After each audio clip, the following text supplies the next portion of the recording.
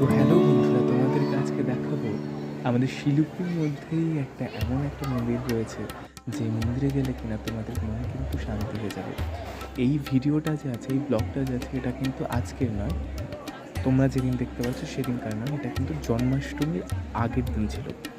এই মন্দিরটাকে অনেকেই তোমরা শিলিগুড়িবাসীরা চেনো। এই মন্দিরটি শ্রীকৃষ্ণ প্রণামী মন্দির নামে খ্যাত। এই মন্দিরটি সুন্দর কারুকার্য, এত সুন্দর মন্দিরটা, তোমরা গেলে অবশ্যই দেখতে পারবে। দেখো, আমি বাইরেরটা একটু দেখাচ্ছি, যদিও সেদিন জন্মাষ্টমী ছিল বলে হয়তো আমার মনে হচ্ছে যে একটু এক্সট্রাভাবে সাজানো আছে লাইট দিয়ে, কিন্তু বেশ সুন্দর অ্যাম্বিয়েন্সটা।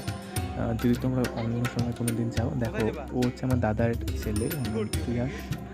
দেখো, খুব দুষ্টুমি করছিল। তো আরেকজন যে ছিল, ও আমার দাদার মেয়ে, ওর কাছে শুনে এই প্রণামী মন্দির কী হয়।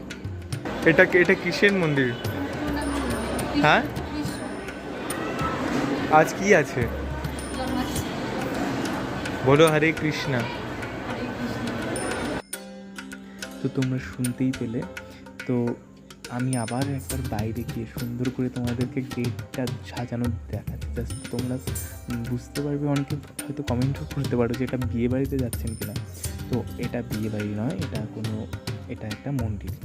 তো খুব সুন্দর মন্দিরটা, এত সুন্দর ডেকোরেশন ছিল, ফুল থেকে flower decoration, it's all over this very beautiful I think.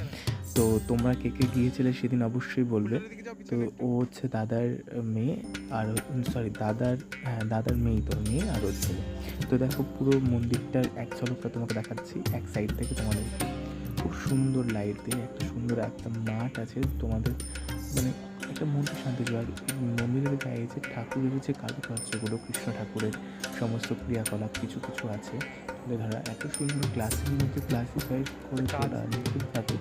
তোমরা না গেলে অবশ্যই তোমরা ধরতে পারবে না, এত সুন্দর কারুকার্য। আমার কিন্তু বেশ লেগেছে। আমি পুরো মন্দিরটাই সুন্দর ফটো তুলে নিচ্ছিলাম, ভিডিও করে নিচ্ছিলাম। আর মন্দিরে কিন্তু সেদিন প্রসাদও দেওয়া হচ্ছিলো। আমি একটু ফটো তুলে নিচ্ছিলাম, ফটো তোলা মন্দিরে। তো আজকে পর্যন্ত এতটাই থাক, দেখা হচ্ছে নেক্সট ব্লগে। ভালো থাকো সবাই।